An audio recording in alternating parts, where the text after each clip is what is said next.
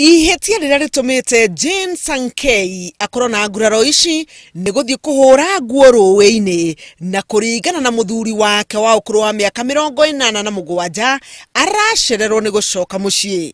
Sankei arĩ na ũkũrũ wa mĩaka 23 na acoka mũciĩ arakorire mũthuriwe arĩ hamwe na ariũ ake a mũtumia ũngĩ mamwetereire nĩguo mamũgonie nĩ ũndũ wa gũcererwo. Alikuwa anataka kunichapa na hakuwa na uwezo. Sasa akamwambia hawa vijana wanifamie. Ndio sasa wa vijana wakanichapa. Nimefunjwa mkono, nikagongwa kichwa, nikafunjwa mwili wote na hawa vijana. Nikatolewa nguo nikaenda bila mpaka kwa huyo askari. Tiwe mutumia wa mbere kuhurwo ni muthuriwe, nowe oigite ndegukira na arenda ikinya ria kiwatho rikinyukirio muthuriwe. Nimemstaki police station.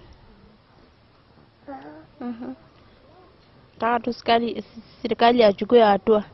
Atongoria a itura ni mamendereirie giko giki na kuga ara meguthie na mbere na kuhura atumia ao ni megukinyukirio makinya marũrũ ma kiwatho, amu uyu ni mutugo muhituke ni mahinda.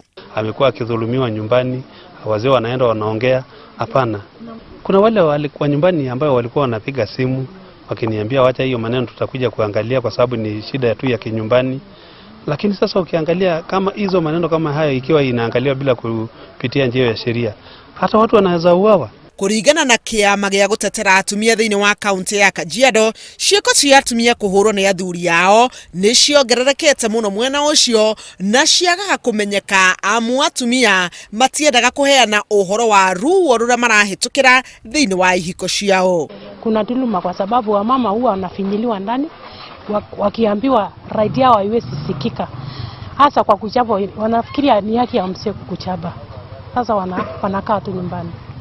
Arume nao nĩ moritio matiganĩrie mĩtugo ya ũndũire ĩrĩa ĩtũmaga mone atumia ta kĩndũ gĩa kũhũthĩra, na handũ ha ũguo makorio mahĩmbĩrie atumia ao na gĩtĩo na wendo.